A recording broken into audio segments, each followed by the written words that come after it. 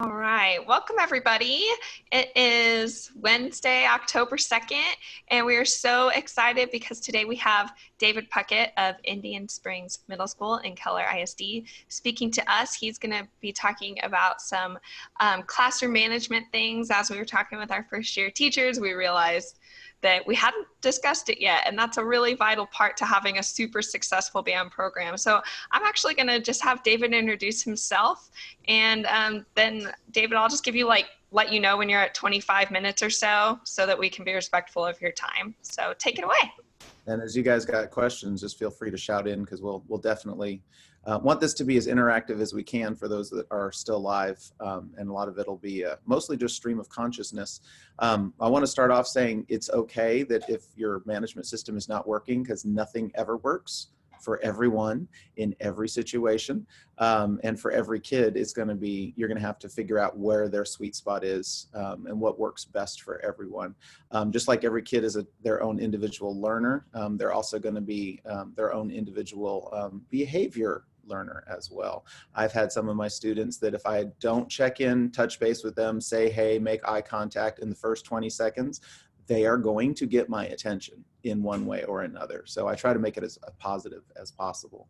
By the way, I'm from Indian Springs Middle School. If you don't know where we are, we're up in Dallas-Fort Worth area, closer to the Fort Worth in Keller ISD. We're a triple C middle school when I opened this school back in 2001. And recently we went through a reclassification, rezoning, destruction, construction. And we went from a beginning class of about 200 to a beginning class of 62. So over the last 3 years, we've kind of had to reinvent ourselves and figure out how do we keep the quality when there isn't the quantity. And so it's even more important that we make sure that we're meeting those kids' needs and figuring out where they are, because we need them to be not only contributors, but they need to enjoy and feel successful so they stick in. And that's kind of my main mantra in classroom management, is trying to make the kid feel welcome in the environment, have a goal in the environment, and feel loved and wanted. And I struggle with it every single day, because you're not gonna win all the battles, but you're gonna definitely try the best. So we went from teaching on 2 different campuses with our beginners every other day to being on one campus to make this transition. And in that process, we had to give up those students.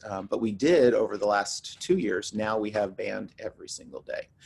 So I think that has been a huge vital thing into building those connections and making those habits form from the beginning.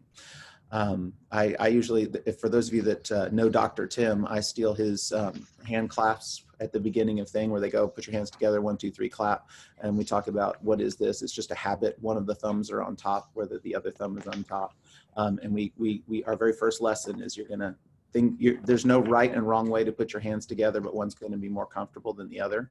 And you're going to have to trust us over the next 7 years that our journey in this musical thing is, we're going to ask you to do something for a reason. And you might want to do it a different way, but you're going to have to trust that we're going to build a habit for future success. Only thing the kids get in trouble for the first week of school is their heels not being on the ground.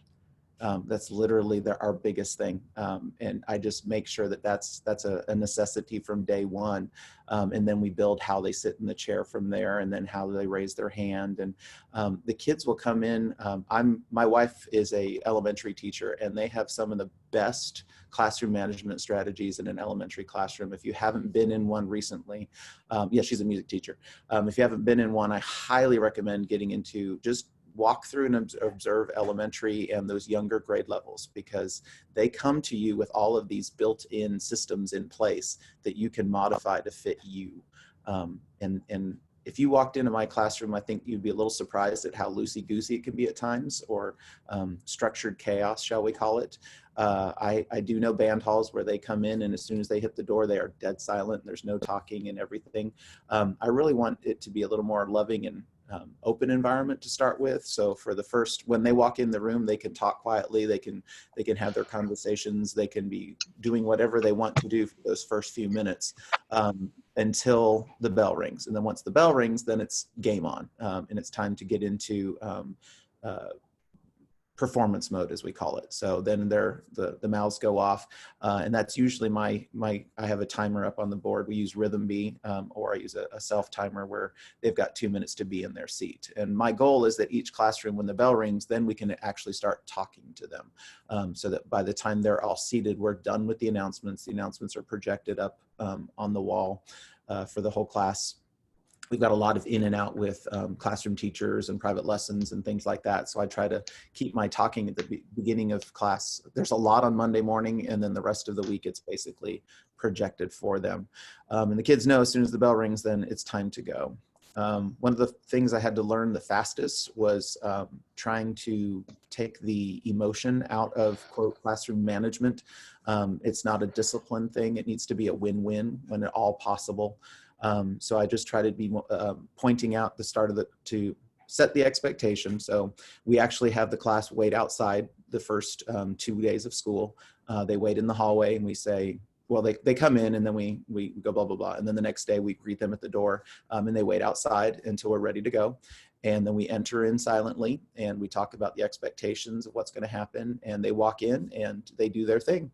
And if it's not acceptable, we actually ask them to leave. And there have been some years that week 2, we're still going back outside and going into the hallway. And I try to take all the emotion out of it. And somebody raise their hand, tell me why. Okay, what can we do better? All right, let's go. And we just try it again. And they get it eventually, even the stubborn ones. It's kind of the pack mentality. If you can get the pack on the right track, it really helps out. As they're coming in, I point out the positives. Hey, I like how Susie's already in her seat. Hey, I like how we're doing this. Oh, great, Flutes, you're already all ready to go. We have raffle tickets, double-sided raffle tickets that we get. It's not very expensive, but we get like 5,000 of them to start the year. And I can have a whole pocket full of them and hand them out like candy when you see something that's going. I try to be very active and mobile in the classroom. I think the most ineffective place is on the podium, and I'm guilty of being up there a lot. So I try to get off the podium as much as possible and get around the room and wander around the room and make connections. Again, during that 2-minute talk time, it's my talk time too. I can say, hey, how was the basketball game last night? Hey, what's going on with dance? Hey, how's this going? And checking in with the kids. Because I think building those relationships is what is going to win your kids over mostly. Wow, train of thought derailed. So many words already going out. I just love talking shop, but I feel like it's a one-way street right now. Our sectional time in the morning is the same thing as the kids are coming in all bleary-eyed and starting sectionals at 7 a.m. We work really hard to be out there and ready and meet them and greet them and find that what's happened in the last week, what's going on, what's new in your life, what's sad, what's happy, and just try to reach out. And then I try to catch what shirt they're wearing and make a comment on, hey, how's the team doing, or just making those connections, because that really does help in the overall thing. Because they're like, okay, they care. Or I've got silly videos that I play, or when I project from my phone, getting tonal energy out or whatever I'm doing, they see my puppy dog pictures or my daughter's picture or something like that, and it sparks other personal conversations, so they make those connections. What was my other thing? Routine. I think routine is great to help with those expectations.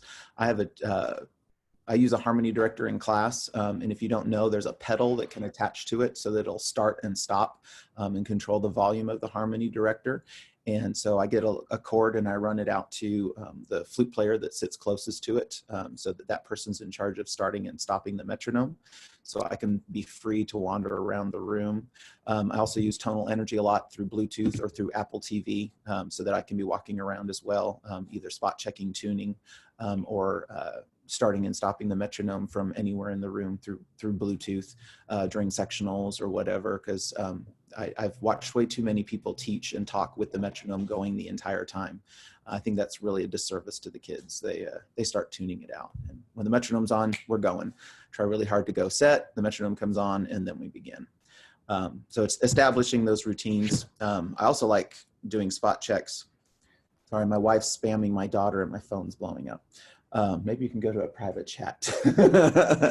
I like using tonal energy to get the video camera on there and go in and project to Apple TV. Like, this is really great posture, or watch this hand position, or kind of put the kid in a spotlight. So he's kind of like, okay, you're going to play your chromatic now with the camera on, and it kind of puts them in a more of a performance mode, and they kind of dig it secretly. Most of them do, at least. I think it all starts with beginners. If you're having classroom management issues in the larger classrooms, double check what's going on and what's, quote, allowed in the younger ages.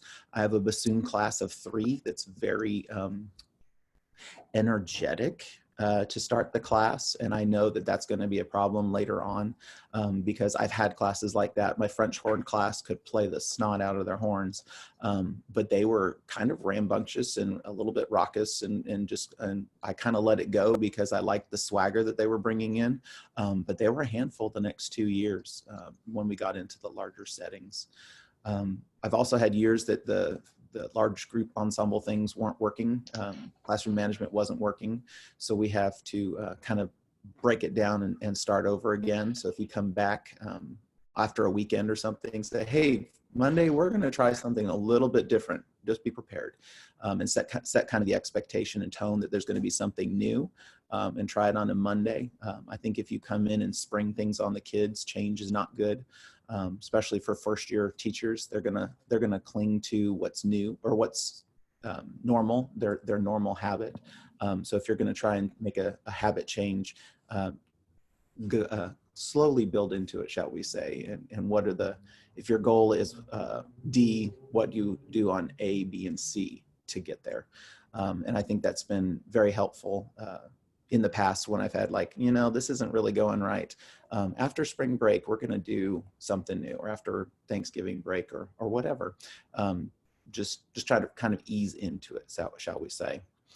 We do a little bit of student leadership. That's one of my T-test goals this year, is that I'm trying to build a better student leadership program in our grade levels. It's really hard, especially with 6th grade on a different campus. Now that it's 6th grades on the same campus, we're trying to get a 3-year something going. Right now we're starting in the middle, grade 7, so that next year I've got those 7th graders as 8th graders, and then I hopefully have a better curriculum in 7th grade that will build upon. Then we can figure out how 6th grade can fall into that.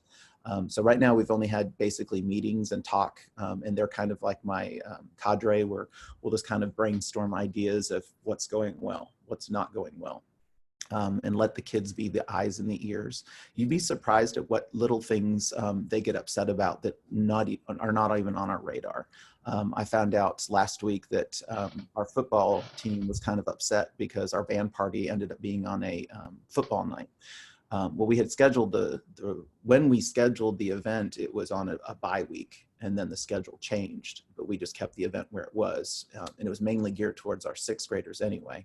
But the players that do both were kind of a little bit annoyed about it. I had no idea until we started getting that feedback, and I was like, huh, that's very interesting.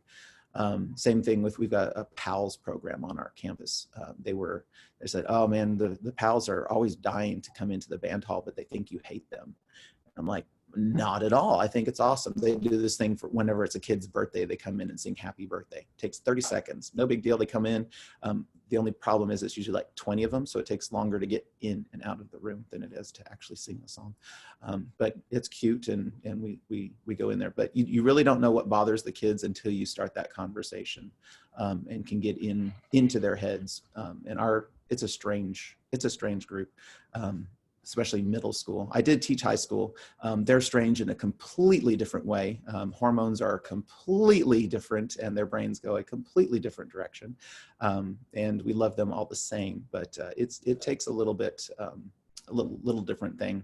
My first year in a program, I was very fortunate when I started teaching at the high school level, was I wasn't a new director, or excuse me, I was a new position. So I wasn't replacing a director, I was my own person.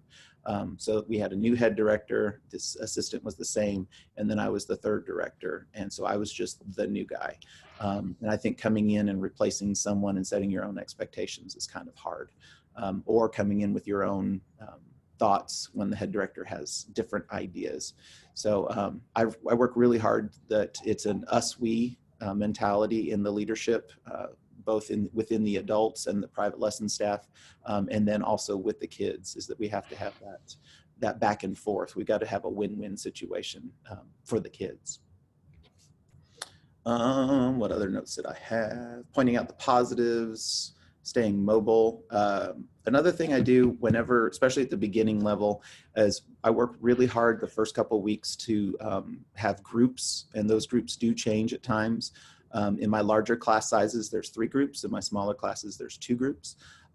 So that I can quickly do a run through of A's play, B's play, and give feedback.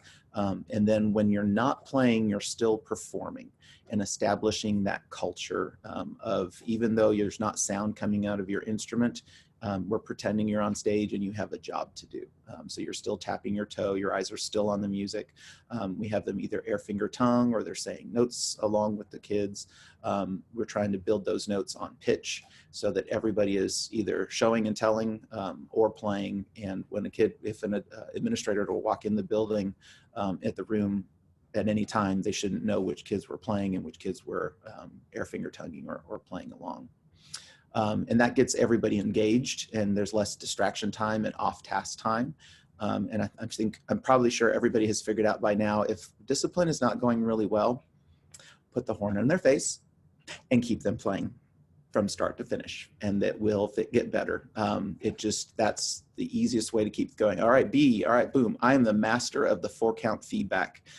We have lots of our exercises set up where there's 4 counts of rest, and I'm like, feet on the floor, and then the next one we're doing this, and we're fixing embouchure, and we're breathing, and I just try to keep the horn on their face as much as possible, especially at the 6th grade level, or right after a break, because most of them won't have practiced, and we need to get their chops back in shape, so their brains can then grow and develop, because we're not going to be able to fix the sound if we're trying to work on the note start and they haven't even played in 5 days. That's just not a good expectation for our rehearsals.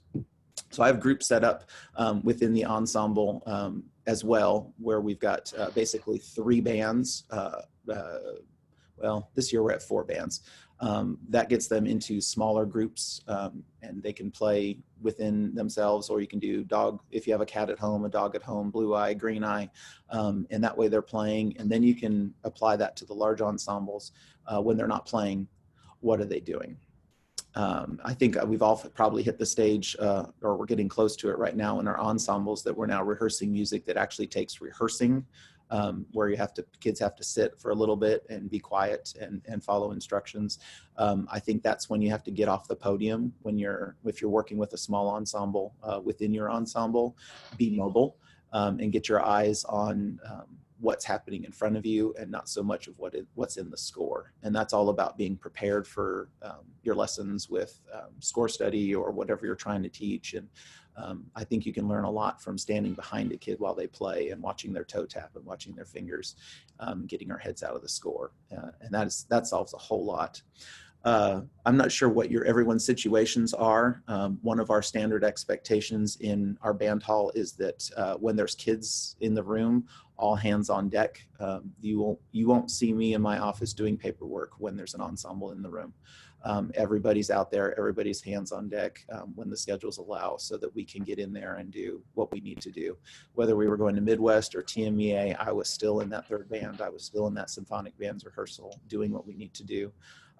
Because those kids are going to hopefully be in the top band the next year, and they're going to be out of there and moving up. So what are the other roles of the adults in the room? Or if you've got you've got a student leadership team in your high school, what can you put kids in charge of to take that off of your plate? And I think that really helps when you have more of a focused idea, okay, I just need to worry about this, and then the peripherals can take care of themselves, hopefully, within classroom management, hopefully.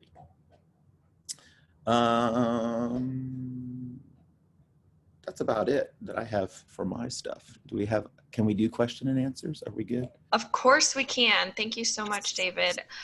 There's one already typed out in the chat. Nick, do you want to go ahead and ask that, or Can you even speak? Puckett. Ooh, I see I it don't know now. if my microphone's working. Can you all hear me? Yeah. I hear you. Okay, cool. So yeah, so the question that hello, by the way, good evening. Hi. Thanks for doing this. And No thanks problem. for Happy having to me help. here, man. So one of the things that I'm new in a new position in a new campus. I went from being assistant director last year at a uh, it used to be a 3A school and kind of shrunk down to a 2A. Now I'm head director at a 3A school, but there's only two people. My assistant is a first year teacher. And one of the things that we're struggling with right now is getting our second and third band kids into routines because they're not used to us, and from what I gather, a lot of the kids who are seventh graders, especially low brass kids, were in a gigantic beginner class where classroom management didn't seem like it was really possible. I think there were 50 beginner low brass in a class. 50. Yeah, that. And sounds like a mess. And it was scheduled at the same time as concert band. So the other director couldn't be in there helping. So right now, like one of the things that we're struggling with is just getting those kids into routines. So my question just is like, how long did it take to get your kids into routines, and what are some of the strategies that you used just to get them used to, like, hey, here's how you walk into the classroom, here's the expectation at the beginning of class, like things like that? It's taken 21 years, 22 years, 23 years. It takes a long time. And Okay. it does take, it's a lot of persistence, a lot of patience, and taking the emotion out of it that I've been guilty of a million times. But just being very love and logic. Okay, give them two expectations, and both of them you're happy with. And they have to choose. And it's either, okay, we're going to do this or this. What would you like? Okay, cool. And then you're fine with whatever they choose. And that's kind of a struggle to figure out where that fits into your personality. I went and I observed my sister's school the first year I took over at Indian Springs, or the first year we opened at Indian Springs, and I watched his wind ensemble rehearsal every Wednesday. And those kids came in dead silent. They did their thing. They sat there. They were totally silent the entire time, and it blew my mind that they could do that. And I tried to get that there, but it just raised my blood pressure. And I really didn't think I was bonding with the kids a lot. So I kind of melded that into what's acceptable here, what's acceptable there. I think year one, they're not your kids until they're your kids. Yeah. So I think year one, it's like, okay, if they're not hitting each other, punching each other, then we're just going to try to like manage that into quiet, calmness. All right, I'll have the calm. And like I say, if it's out of control, we start all over. And if it's unacceptable. And you can give them warnings, or like level 3, level 2. Okay, good, we made it. And just what's the expectation? What's the clear results? And the consequences. I have a daughter that really gets offended for group punishments. She's in college now, still makes her upset. She takes it very personally, especially when guess what she played? Flute. So she took everything very personally, and so it kind of opened my eye as she was going through my program of, yeah, okay, I need to stop saying generalizations of we're being too loud. It's now trumpets, you're too loud. Boy trumpets, you're too loud. Joe, stop it. Okay, thank you. And bringing it in, they have to know they're going to call their names or write it down. Praise in public and criticize in private. If a kid's really pulling your chain in rehearsal, kind of monitor it and do what you can. And then as they're leaving, like pull them aside or have a quick conversation the next time he's walking into class saying, yeah, yesterday didn't go so well. What can we do to make this better? Or however it was. But you kind of have to, when there's lots of fires, it's where do you point the hose? Yeah. And what's going to be the most bang for your buck? Hope that helps a little bit. Yeah, thank you. I appreciate that. All right, we'll do the awkward hand raise as per usual with questions. Yeah, David, do you have a question for yourself? Alex has a question. Um, how do Who's you do the? driving? That's Alex. There we go. Hi, Alex. Yep, that's me. Don't look at the camera. um, how do you go about classroom management in like smaller beginner classes? Like you mentioned, your bassoon class of 3. I have a tuba euphonium class of 8, and they're my biggest classroom management issue. It's like I say, my meter is a little bit different per class. My bassoons, I let go a little bit further than my French horns or trombones. Trombones is a large class, so it's kind of like I have to squish them a little bit sooner than that. I love the enthusiasm. So it's all a matter of if it works for you, great. If they're doing stuff that just physically ain't right, that's when I have to intercede. So is it safe for the instrument? Is it safe for the humans? Are they being polite, respectful? We usually talk about professionalism. A professional presentation is expected here. So if we're gonna take you on a field trip where you're gonna be seen by hundreds and thousands, I need to be able to trust that you can at least walk in this room the right way. And they can kind of sort of see that. And same thing with the easy things of how you sit in the band hall. We want it to be a professional presentation. So if the tubas are just having a good old time and they're a little off task, that's one thing, but it all depends. Where's your line? Like I say, not every classroom management works for everyone. So find something that works well for you and your class. Thanks. That was also the biggest thing I learned in my student teaching, is it's all about how much chaos you can tolerate. And if you're comfortable, the kids will be comfortable. Yep. Would you agree with that? Is it a friendly environment? Do they feel safe? Do they feel appreciated? If they feel those two things, then you're going to be able to get things going, get it back on track. And I really try to make, like I say, I have to touch base with those kids that I know are going to be an issue. Because if they don't feel like they're being heard or their needs are not being met, then they're going to figure out a way to figure out, okay, does this guy like me or does this guy not like me? And I had a counselor come in and tell me today that one of my percussionists thinks that I hate him. I'm like, huh? What?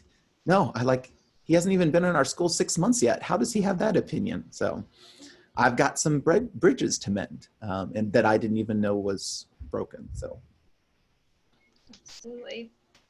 Do we have other questions? Yes. Awesome. Hey, Ryan, I'm going to let Michael go first and then you'll be next, okay? Sounds good. Awesome. Michael, all you. All right. So last week I had introduced to everybody what I've been trying to do with my beginner tuba euphonium class. It's very, very friendly. Like everybody in there is just BFFs, like from day one. They've, just loved hanging around each other. But so that being said, it's a very talkative class. And I tried to benefit from that. It's a very wide ranging class. It's 40 kids in that tuba euphonium class, just about. So I had some that were just from day one, very, very good at making the embouchure, doing everything that they need to do. I tried to utilize those kids and make them mentors. And the kids that were on the other side of the spectrum, not so great, needed a couple more reminders than others. I tried to pair those kids up together. So I started doing my own version of a mentor-mentee pairing in that class. And I labeled it as, hey, if this is a two-way street, if you feel like, hey, I think I'm doing this really well, or I see my friend not doing that really well, let me go ahead and make that, say something real quick. It's kind of a way for me to allow those kids that are doing really well in the class to, feel like they're still being a help to me, and not feel like, oh, well, this is just going so slow. I already know how to do this kind of thing. Because they were being a problem at the beginning. This turned into a lot of talking at inappropriate times. And because they're all BFFs, they're like hanging out on the weekends now. and talking about the things that they do on the weekends, like, oh, well, you missed it. You had to have been, talking about all this stuff in the middle of class, like at random times. Right, right. So last week I rebranded this a little bit, told them, hey, I'm going to take this away for a day. I'm going to reintroduce it on Monday. On Monday this week, I reintroduced it. It seemed to have been a lot better. Tuesday got a little bit better than that. So moving forwards, what are ways that I could use this to utilize it for those kids that are still, the helpers in the class, and keep everybody on task? I think you're on a great track. I've seen some videos of the Japanese bands where the conductor will play, stop, and before his hands even come down, they're already on it, and they're fixing, and they're talking, and they're touching, and they're fixing, and they're going, and they move, and then he goes on. So that's obviously an established tradition that is great. And we do a lot of ABs, A's play, B's do, and then when you're done, B's comment. And it's giving them the power, but then they have to understand when the power stick comes back. So a signal of I get off the podium, or whatever signal works for you of now's a good time to comment, and then off. But you're the on task comments versus random comments. That's a hard one. I don't have an answer for that. Keeping them playing and keeping them on task is always the biggest challenge, especially in our low brass land. Guilty, I am too. I'm a back row friend. A back row friend. I always call them slow brass, but Low brass, yeah. slow brass. I resemble that remark. As does my husband. All right, Ryan. I was wondering, first of all, hello. Hello. Wondering if you could, you mentioned Midwest. I was wondering if you could talk a little bit about your process in terms of, like, how did you get this goal going? How did you get the process started for recording for that? Like, what were the steps that you took to get that recording ready? And then I guess, how did you sell it to your kids? Great question. I am a Nebraska guy. I met this beautiful Southern girl the very first day of freshman music theory. She drugged me to my first TMEA concert, where I heard a piece that my college was playing being performed by middle school kids, and my paradigm completely shifted. And I got here as quickly as I could. And then when I went to Midwest, I performed in college in Midwest, didn't really understand it. But I went there for the first time and I want one day to be a good enough teacher to be worthy of being here.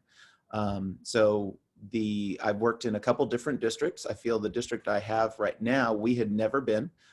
Indian Springs was the first band to be selected from our district to go to Midwest, and which was a problem in itself, because when you're the first, you get to find out all the problems. So we kind of, when we started getting better, we started doing well at our local Dallas-Fort Worth festivals like Beach Within Reach and things like that. Consistent sweepstakes that started happening, and then it was like, well, what's next? And as we got better, there was this lady that lived about a mile, 1.2 miles from my school, named Cindy Lansford, and I adopted her. And I said, I want you to come in and help me out. She came to the first rehearsal, and she looked at me and she goes, Dave, your kids play better. My band sounds better. I said, yes, ma'am, fix me. So it was all about the mentoring and getting us on track. And the kids saw how I was trying to grow, and they were trying to grow, and we were trying to do things together. And it was a lot of, hey, let's try this. And if we don't succeed, that's okay. And I really didn't focus on the outcome the first couple of years. We just went through the process. What are we trying to achieve? We want to be the best version of ourselves. We use that in our band hall a lot.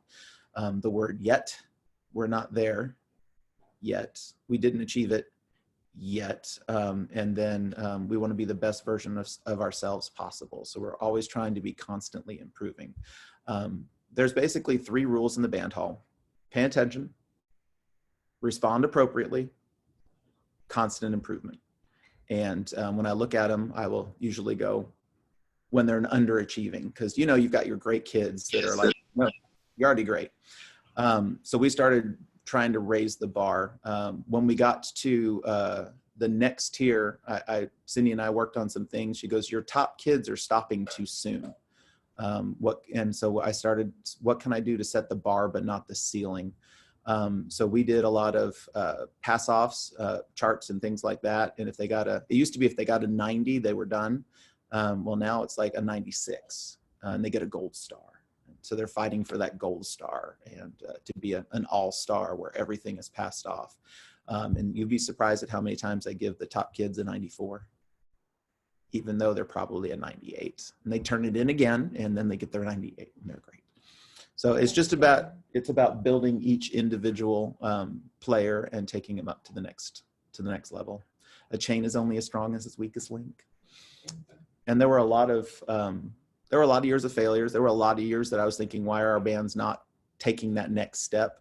But when we were selected for Midwest, my daughter was in our program in that recording group. And so we got to take her to that. And then she was the recording group that got us to TMEA. And so she got to go to that. And then we went to Music for All. And she actually ended up working the behind the scenes for the Music All. What is it? Internship with them. So God has a reason for everything. And we're just kind of like, okay, a few more prayers. Your plan was a lot better than mine. So I was glad to wait to get there. But we enjoyed the celebration. We try to do parties and celebrate a lot during the weeks or during the months. Try to find what did we do well this week and celebrate it. And sometimes they don't realize that they're getting better until you go, okay, what was good? And all of a sudden they start pointing out all the goods. So we close our band hall every day, pack up, clean up, have a great day, tell your neighbor, I love band. And they go, I love band, or something silly like that. Just to keep reminding them that the hard work is worth it.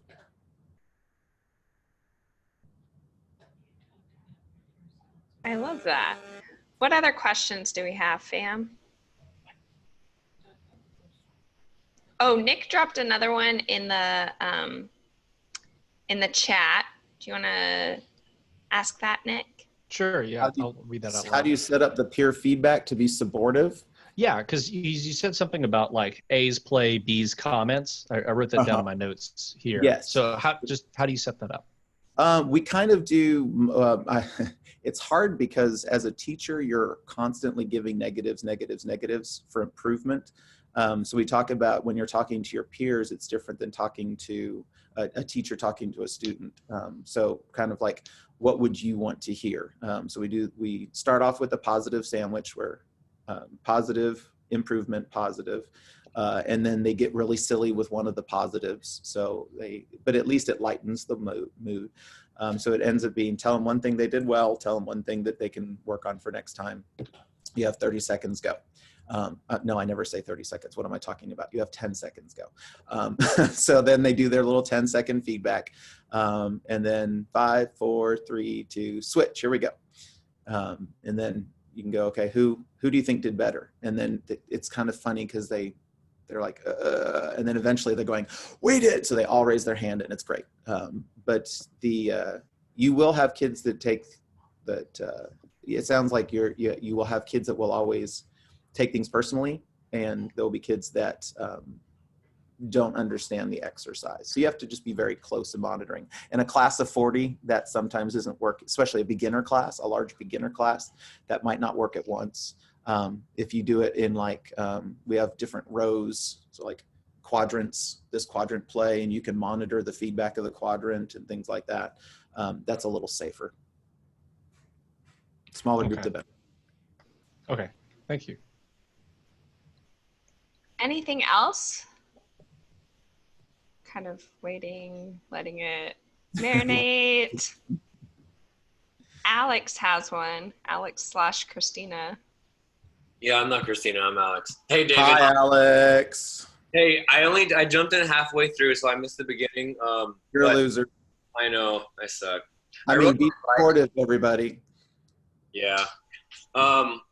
Everything is awesome that you're saying, and I want to hear more about the every other day beginners, because that's what we have at my campus. What are like your 2 or 3 biggest advice tips for that? Bell to bell, play their face off, leave them with an assignment. They have to know when they walk away that day what they're supposed to be ready for the next day. It took me too long to realize for me to teach, and then assess. I waited too long to assess until I felt the kids were ready for assessment. And they need to, early in their little years, understand that failure is okay and it's part of the process. So we would teach bell, bell, bell. Okay, I want to hear line. We did this little snippet. I want to hear the second half of it next time.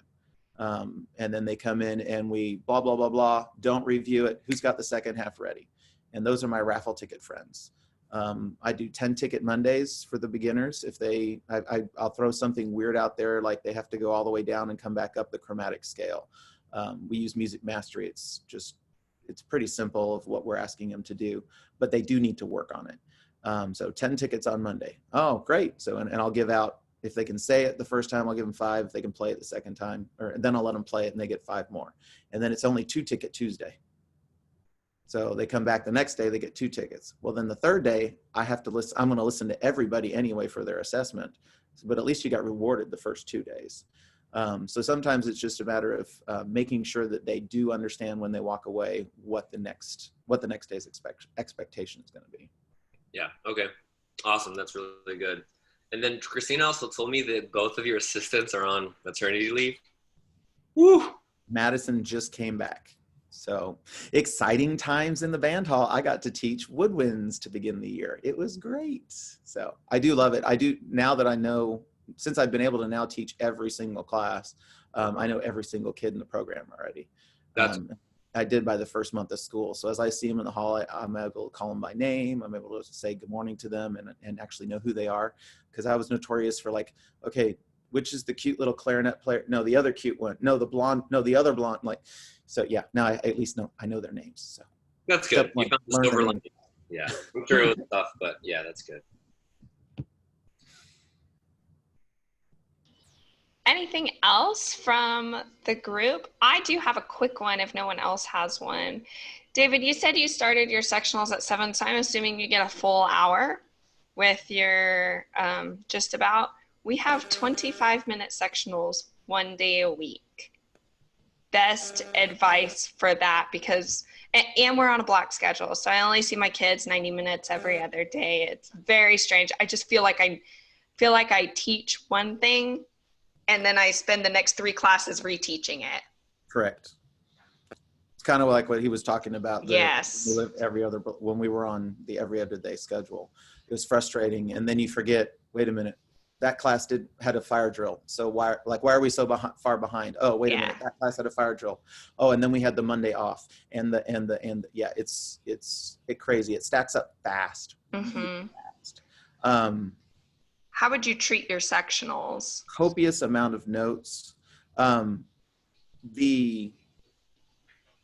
It all depends on what your goals are in each of the sectionals. Cause like with our second band, we would shift more of our fundamentals and our scale building and unison stuff, and what can we cram into the classroom time. Mm-hmm. And then in sectionals, what has to happen instrument specific. Like I have to cover vibrato on this instrument, or I have to cover more lip slurs in this instrument, or we need to get lower in tuba land. So really isolate what instrument specific things you need to do when it's just sectionals, and then hit the group stuff in your full ensemble setting. And then if you don't get it, if you've got someone else that can pull them during the class time to make up for lost time, that works really, really well. Okay. I try really hard. Our sister school is on the block thing, so every other week or every Thursday he doesn't see his top band. Well, then he has his full band rehearsal on Thursday mornings. So he's filling that time, so at least he sees them every day in some form or fashion. Gotcha. Okay, great. Thank you. I've never actually thought to divide it up that way for some reason. So if you're working region music, like, okay, it's specific to these instruments. So when it's just these instruments, what do we do during that time? My after school sectionals look different than my morning ones because we've played. So my morning ones, I have to spend a little bit of time or a little more time than I want to at times to do the fundamentals, to get them warmed up, to get their brains warmed up, especially since I'm doing upper brass and things like that. Yeah. that don't need to always happen in the afternoon ones. And the kids are like, yes, no lip slurs. I'm like, we did them in class. They're like, oh yeah. So Kids are we're gonna work dumb. on this instead. We're gonna work double tonguing today. Yay! Kitty, kitty, kitty, kitty. Awesome. Well, thank you. Any last questions, guys? All is silent. I mean, Oh. I have just so many questions, but I don't know like what everyone's, you know. Hey, I don't want, can you shoot them my email too? I could definitely do that. Can Yeah, absolutely do that. Shoot them my Yeah, email and phone number, because if we get cut off or you want to follow up, I'll be happy to give you some more time. yeah, that'd be super cool. We appreciate that. Well, speaking of time, David, we want to be really respectful of your time. We know that you value your family time. And so we're going to go ahead and wrap it up. We can't thank you enough for being here tonight and sharing your experiences and your knowledge and your wisdom. You're getting like applause. There's people like literally doing this. You're getting some snaps. So thank you for taking the time out of your evening to come be with us and teach us. We really appreciate it. Hey, it's been my pleasure. If I could travel back in time and talk to my previous self, I would make myself invest a little bit more money in myself, meaning financial peace type of things. So get an investment plan, get out there and get smart. If you could throw some things like you think you don't have the money now, you really won't later. So put it away, because then the compound interest, like when you get to be old and gray like me, you're going to be really reaching new heights. Take care of your body, take care of your soul, recharge yourself. Water is your friend. Don't get kidney stones and other high blood pressure and all that other crazy stuff. Find things that recharge you. Mine is golf and puppies and family time. Whatever is your happy place, find your happy place. Get to Disney as often as you can, at least in your mind. And then get your flu shots, because you live in germ city. It's awful. These children are filthy. So hand sanitizer is your friend. So Oh yeah. Well, that's my spreading words. Goodbye and love to all. well, we're definitely going to take that clip and make that like the end of our podcast. So that's fantastic. Thank you for echoing everything we believe in here. We just loved having you. So thank you so much, David. Have a great rest of your week, rest of your semester. Everybody else, we will see you next Wednesday. Cool. All right. We love you guys. Bye. Bye. Keep fighting the fight.